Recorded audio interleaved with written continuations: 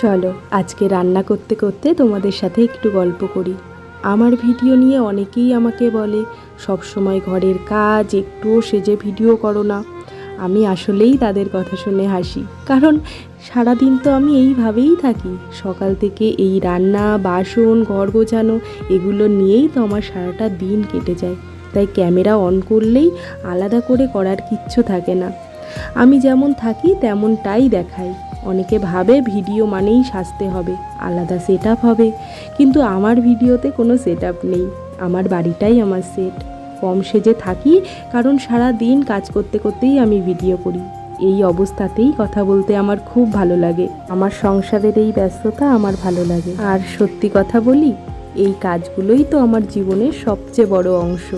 এগুলো লুকিয়ে রেখে শুধু সাজগোজ দেখালে সেটা আমার কাছে অদ্ভুত লাগে। তাই আমি যেটা করি সেটাই তোমাদের সাথে শেয়ার করি। যারা দেখে তারা হয়তো নিজের বাড়ির গল্পটাই এখানে খুঁজে পায়, কারণ এই দৃশ্যটা খুব চেনা। রান্না হচ্ছে, কাজ হচ্ছে, আর সাথে আমার গল্প। আমি বদলাতে চাই না, কারণ এই সিম্পলভাবেই আমি খুব কমফোর্টেবল। আজকে যে রান্নাবান্নাগুলো তোমরা দেখছো, এইগুলো আমাদের প্রত্যেক দিন সকালবেলার রুটিন। রুটি ভাত দুটোই করতে হয়, আর সাথে সকালবেলা যে সবজিগুলো দিয়ে খাবো সেই তরকারি সবজি সবটাই রান্না করতে হয়। তো এখানে তোমাদের সাথে কথা বলতে বলতে আমার প্রায় রান্না কমপ্লিট। আর এবার আমার ছোট্ট মেয়েটাকে খাওয়াতে হবে, স্নান করাতে হবে, আর সাথে পুজো। এই তো সারাদিনের কাজ। আমি এই কাজগুলো করে কখনো ক্লান্তি বোধ করি না, কারণ আমার এই কাজগুলো করতে খুব ভালো লাগে। আশা করি আমার মতো তোমরা যারা গৃহবধূ আছো, তোমাদের প্রত্যেককেই এই কাজগুলো করতে হয়। আমার একদমই ক্লান্তি বোধ হয় না।